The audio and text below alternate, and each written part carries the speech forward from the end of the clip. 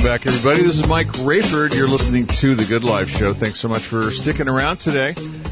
We always are here on Saturdays talking about food, wine, travel, and lifestyle, and that blends right into where we're going next. She is a CEO of a new company, like I said, Great Wines, and it's also an online store. And the cool thing about it is they make their own wine, and they've developed a way to cater to a wide range of tastes out there. And that's been one of the challenges that we face in the wine industry. Everybody has a different way of tasting wine, and so certain wines are more appealing to others than they are. And I think she's back. So my first guest this hour is Danni Lin, and she is the CEO of a new company, or a relatively new company. She's going to tell us a little bit more about it, Great Wine Incorporated. So Great Wine Incorporated, the idea behind this, I was telling you earlier about the vinotyping and Tim Hannay's influence on the wine world, and she turns out to have been influenced by Tim as well. But I'd like to welcome her to the show right now. Danni, how are you today? Thanks for joining us today. Thank you. Yeah. So you're up in Seattle or BC somewhere? Yes, Seattle, in Washington State. It's great weather here for the long weekend. I bet. It looks like it's a beautiful day down here. We're in the Sierra foothills outside of Sacramento, between Sacramento and Tahoe. Anyway, thanks for joining us today. I was telling folks about your new company, Great Wine, and I'd like to sort of have you give us an idea about it. We were talking earlier about the vinotype and the influence that Tim Hannay's had on some of us in the wine industry, and you and I are both sort of been influenced by Tim in a good way, I think. But tell us a little bit about how you got started and what your motivation for starting Great Wine was. Yes, of course. Love to do that. I started Great Wine because I had personal frustration with ordering wines in restaurants and finding a good wine from a supermarket or a wine store. Mm-hmm. I always felt so lost when I went there. I don't know what I like, and from the bottle, I could only tell whether I like the appearance, but I don't know what the flavor is. And a lot of times I bought the wines I didn't like. I just didn't like it, and I don't know why. And sometimes I bought the wines based on the scores or recommendations. They just don't fit me very well. And sometimes I get lucky. I get the wine that I like. So I had that frustration myself. I was thinking if I could come up with a solution to help people to easier shop the wine, that would be perfect. Mm-hmm. So I started this business while I was working for Microsoft. I always had entrepreneur spirit in my mind because everybody in my family does business, mm-hmm. and everybody is in a different industry. So I always wanted to do something myself, and I was looking at different projects while I was working for Microsoft. In the beginning, I look at different technology-based projects because most of my friends are in the IT industry. And then I kind of realized the challenge there was the cash flow, getting the fund. And also the time that I started Great Wine wasn't the best time to get fund from VC. So a lot of our ideas didn't become reality. It got killed in the beginning. So then I kind of realized maybe there is opportunity to collaborate with a traditional industry, such as the wine industry. Because I had the background in China, and I was born in China. I studied in high school in Canada. Then I moved to Seattle for the University of Washington 9 years ago. So with my international background, I always wanted to leverage my international network. So I was thinking if there is something that I can do to leverage all those networks, that would be great. So, and now I realize wine is something, it doesn't have the border of countries. Everybody from the world, anywhere, enjoy it, and different types of wine. So, and it's also a very diverse industry with massive products in it. So I kind of started to explore that idea a little more, and I decided to study about wine. And so I attended the WICT class, which is for the wine trade professionals in Napa Valley. Mm-hmm. And that's where I learned about Tim Hannay's book, Why You Like the Wine You Like. After I read the book, I learned about the vinotype idea. I think that totally makes sense to me because everybody is different. we all perceive the same wine from a different perspective because we have different taste buds, we all have different experience. So it's totally fine that we say, I like the wine and you don't like it. There's nothing wrong with you don't like the wine because some professionals said it's the best wine in the world. Mm-hmm. So I was thinking if I could do something more personalized and make people feel confident about what they say and build a wine that's based on their preference, I think that would be great. So I started Great Wine in 2015, and we had the first line of wine made in California. It's called Percipio. Percipio is actually the Latin word for perception. So I was thinking that everybody would have a different kind of feeling, different observation, different experience with the wine that we create. We created the wine based on each phenotype. So it's all from consumer's perspective. We create the best matching wine for each phenotype. That's perfect. Then, it sounds like you've actually simplified the process because, you've limited the choices. I know from my background in sales that, you can have all these great products, but at the end of the day, you're going to overwhelm someone with, it's just like when you said you walk into a wine store and you look up there at just the one section of Cabernet or their Pinots and you're looking at 50 or 60 of them and you're thinking, oh my gosh, which one do I want from what region? And you guys have simplified it by just sort of minimizing the labels, and you've got white wine or you've got sweet white wine. I like that. Yes, exactly. Yeah, I just want to simplify the process in the beginning. That's why I created the Percipio wine.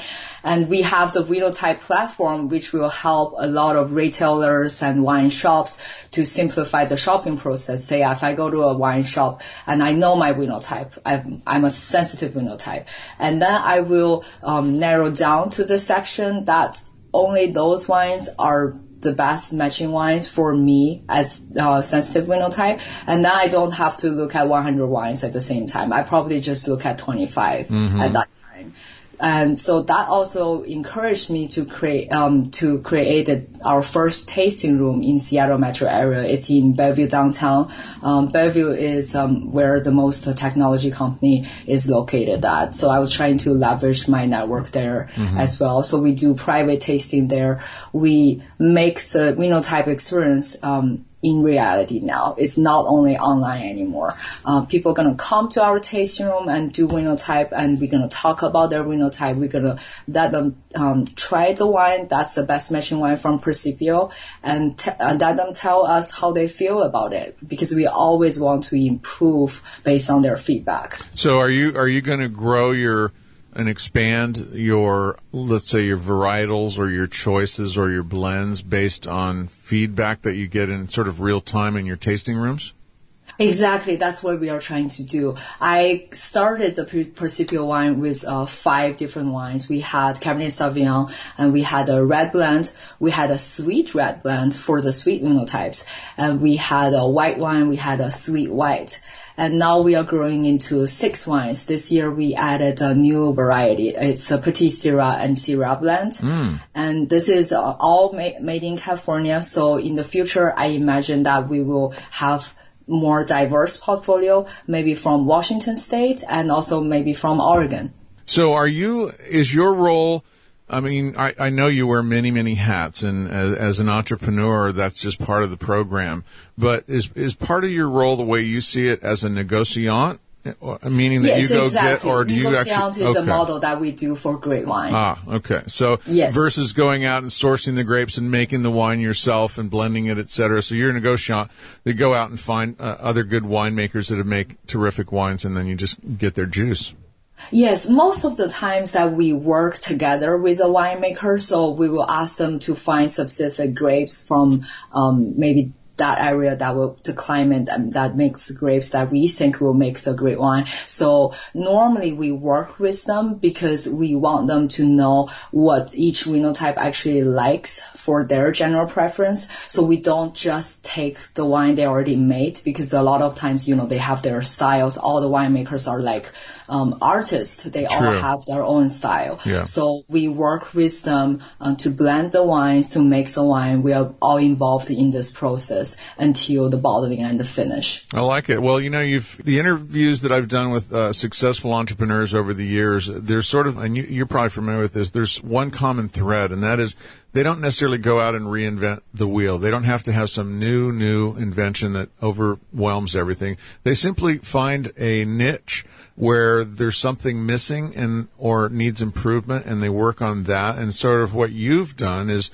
the wine world, as we know it, is just very complex, from regions to varietals to, trends and styles and points and reviews. But you've sort of made it easier for the consumer by narrowing it down and deciding to offer wines that are going to fit a majority of sort of entry level or people that have been sort of intimidated in the industry before. Yes, exactly. That's how I stayed in this project and didn't move to any other project. I really think it's very important to find one specific problem in our life, and then if we can have a simplified solution for that problem, that can create a business. Mm-hmm. Yeah, because there's those every group. Like if you take wine lovers as a whole, I couldn't even imagine how many gallons of wine was sold last year in America alone, or bottles of wine. But yet within that giant thing called wine drinkers, there's people that only like white, only like red, only like sweet, only like whatever. And you found a niche. I think it's the newcomers and the people that want to try. They want to put their little toe in the pool to see how it is, and they don't want to be blown out of the water by some big old $150 Napa cab. Yes, and the other idea I had in my mind when I started this business was to always make people's life easier. And I always do things around this idea. Say I simplify the choices, I create the best matching wines for them, just to drink daily, not so expensive, middle level price, so everybody will be able to afford it. So I always try to make things that make people's life easier. I try to do the online stores, online services, and I drive this traffic to the tasting room, and people from the tasting room, they can go from there to the wine clubs. Everything I do is trying to make people's life easier in this wine experience. Mm-hmm. And that's my main idea of expanding this business as well. Now we have additional services such as we have corporate gifting, we do personalized gifts. Those are all based on the idea that I said. Mm-hmm. Yeah, that's really nice. I love the website. By the way, if you're listening out there and you want to join along here and look at the website, it's great. wineusa.com, and it's really nicely done, nicely laid out, and it's very simple, which I really like. Danny, we're going to take a short break here, but I want you to stick around and talk a little bit more about the phenotypes and the influence that Tim Hanai had on both of us, as well as I'd like to talk about China just a little bit. You're listening to The Good Life with me, Mike Rayford. We'll be right back. And welcome back, everybody. Mike Rayford here. You're listening to The Good Life Show. We've got Danni Lin on the line with us. She is the CEO of a new company, a relatively new company, Great Wine USA, or greatwine.com, greatwineusa.com. Welcome back to the show, Danny. So when we were talking, you're doing tastings. Now, is your only tasting room in Seattle?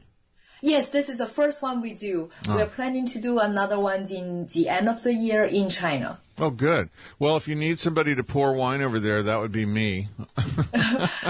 Mike, the wine Please guy come here. Next month. Okay.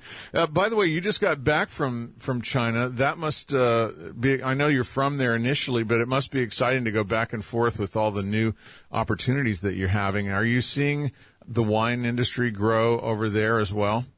Yes, absolutely. China, it's just, the growing speed in China is just amazing. It's not like by year or by month.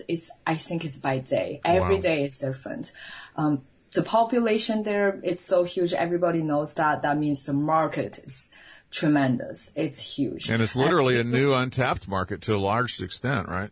Yes. And when I was a child, wine was not a big thing in China. Everybody was drinking the Chinese white wine. It was more like the spirit, and Chinese yellow wine, and we had beers. we didn't have many choices for the wine, and people don't know much about it. Maybe about 10 years ago, China started to accept the wine as a major drink on their table for the restaurants and also daily drinking. And these years, there is a huge shift in the wine market. So a lot of luxury wines did so well couple years ago, and everybody was trying to buy the very, very expensive wines for gifting and just for we call it for the face. It's more like representing your status, right? Yeah, exactly. So that's a great thing. But then after the President Xi became the president, and China stopped, the gifting things. And then also, I think my personal thinking is because people started to know more about the wines, people started to know how to appreciate the wines. And then people don't want to spend all the money on the luxury wines. They want to explore their own preference on different price level, from different countries. People are more open-minded now. So I think the young generation right now, the opportunity there is really to get their markets. It's really to get what they really like, what they really enjoy, and what they are able to afford. So the millennials are driving the market in the United States and in Europe, apparently, and definitely in China, because these are the guys that are kind of out emerging, saying, okay, we definitely want some wine. We want to know what it's like, how to drink it, where to get it, what it's all about, but we don't want those $300, $400 Bordeaux that Uncle so-and-so has. They're into discovering new, authentic, real wines. Yes, exactly. And a lot of Chinese people started to explore wine by taking wine classes. So a lot of them were interested in learning more about wine so they can talk to people. They think this becomes even like a social skill. So because they learn more about the wines, they took the classes. So then I think they are much more knowledgeable these years. And then you cannot just fool them with the most expensive but not tasting good the wines. You have to have something that's good price and tastes good. Yep. Well, listen, Danny, it's been great. We met a couple of times. I know when Tim had the event in Sacramento that was the Consumer Wine Awards, I think I met you there. And then also one time at the Unified when he was one of the speakers there. And just to throw out, we've only got a couple of minutes left, but definitely say hi to Tim next time you see him. His book was a big influence, right, on just the idea that you could really start a business based around the premise that there are different types of tasters out there. Yes, absolutely. Winotype is the thing that influenced me so much. It's basically a summary of personal preferences. So I think it totally made sense to me. Anybody who is interested, you're welcome to read the book. It's more about people's sensory sensitivities, your life experience, your learning observations, the culture and environment. Everything can influence your personal preference. And there's nothing wrong or right in your life. There's nothing good or bad. It's just about whether you like it or you don't like it. Mm-hmm. That's what I really like, is it's the simplest of philosophies. Now, one last question to wrap up on China too, though, Danny. Now, a lot of us know that wine is one thing, but then when you compare it with food, as Tim shows us, and as many people that are into food pairing and wine and food pairing, I'm just wondering, like, as the wine market grows for the Chinese in China, does that also mean that their culinary tastes are sort of going out into different directions too? I mean, in other words, are there different types of foods available to the average person, and so they're getting to be foodies and people into wine at the same time? Yes, absolutely. Actually, it's very easy for you to find a foreign restaurant in China. So anywhere from the world that you can imagine. Eating is a big thing for Chinese people. It's like the culture in our mind since we were babies. Mm-hmm. We always want to eat the great food from anywhere in the world. Everybody is very open-minded on the food side, but not so open-minded on the wine side many years ago, but it's starting to change. And also we did really easy comparison with the things that Chinese people already know for the Winotype actually. So, when we describe the wines, we always try to use those words like raspberry, strawberry, or like even like avocado, those kind of things. So it's common to see in America, but in Asia, because maybe those grapes don't even grow there, so people probably never seen what raspberry is. I see. So we actually did a different comparison. We did Chinese tea for the Chinese group. Oh, good. So your descriptors are actually slightly different, modified to the culture and the part of the world that you're in. That's really interesting. Yes. Makes perfect sense. Danni, it's been so much fun talking with you. We'll have to get together offline and chat. I'd love to do, if you're going to be down in this area, let's put something together where we can introduce your wines to the local Sacramento greater area. It'd be fun to do a wine tasting event with you down here. Yes, that sounds great. Yeah, our facility is in Lodi. It's pretty close to Sacramento, and let's do that sometime. Okay, sounds good. Yeah. All right, everybody. Danni Lin of Great America Wines, or rather, GreatWineUSA.com. Go check it out. Thanks, Danni. We'll see you next time. Thank you. Have a great weekend, everybody. Bye-bye. Thank you. Have a great weekend, everybody. Bye-bye.